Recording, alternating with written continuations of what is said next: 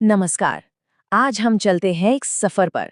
एक ऐसा सफर जो आज से लगभग 2600 साल पहले शुरू हुआ था।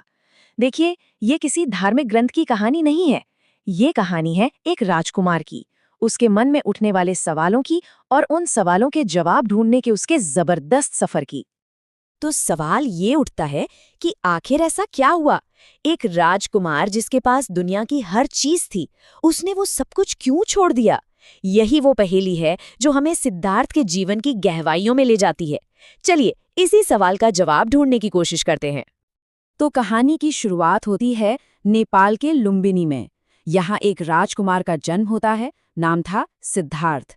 और उनके जन्म के साथ ही एक भविष्यवाणी भी होती है कि ये बालक या तो एक बहुत बड़ा चक्रवर्ती राजा बनेगा या फिर सब कुछ त्याग कर एक महान आध्यात्मिक गुरु। अब देखिए, उनके पिता राजा शुद्धोधन उन्हें लेकर बहुत प्रोटेक्टिव थे। वो चाहते थे कि उनका बेटा कभी कोई दुख न देखे, तो उन्होंने सिद्धार्थ के लिए एक ऐसा महल बना दिया जो हकीकत से एकदम अलग था। एक सोने का पिंजरा जहां सिर्फ सुख था, लग्जरी थी, सेहत थी, जवानी थी।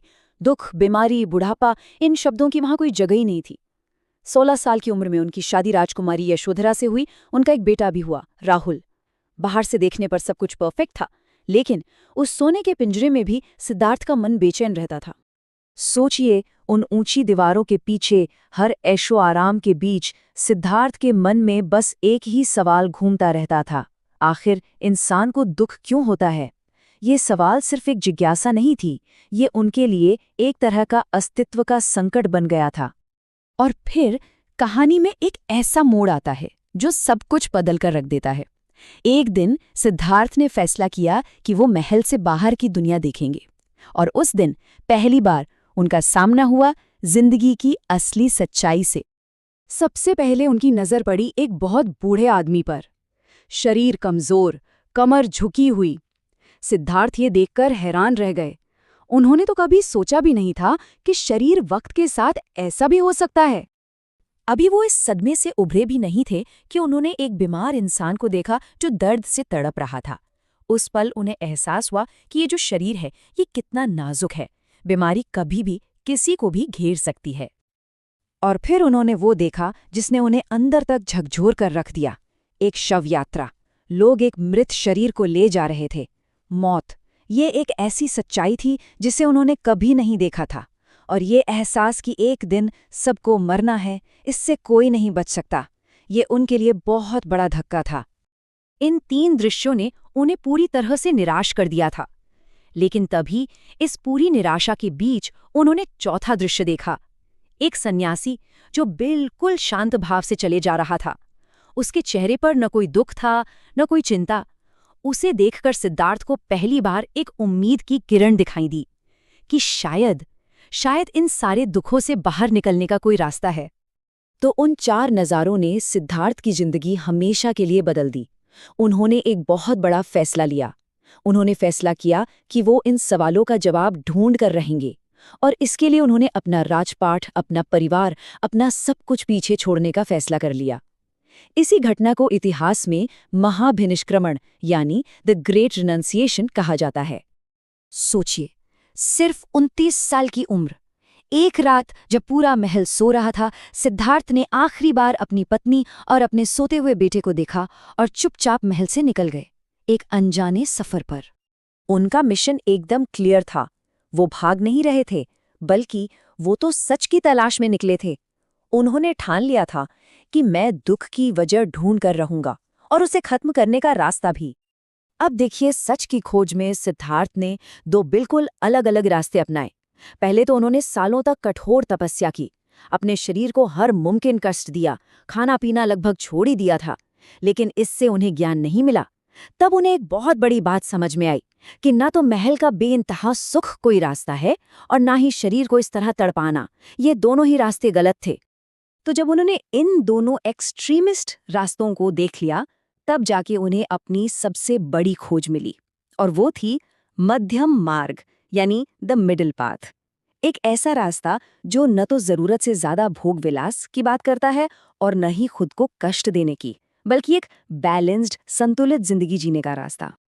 इस रास्ते को समझने के बाद वो बोध गया में एक बड़े से पेड़ के नीचे बैठ गए। उन्होंने थोड़ा खा पीकर अपने शरीर को फिर से ताकत दी और फिर एक प्रण लिया कि जब तक मुझे सच का ज्ञान नहीं हो जाता, मैं यहां से नहीं उठूंगा। और फिर वही हुआ। उस बोधि वृक्ष के नीचे कई दिनों के गहरे ध्यान के बाद सिद्धार्थ को आखिरकार ज्ञान मिल गया, इनलाइटनमेंट। उन्हें समझ आ गया कि ये दुनिया, ये दुख, ये जीवन असल में है क्या।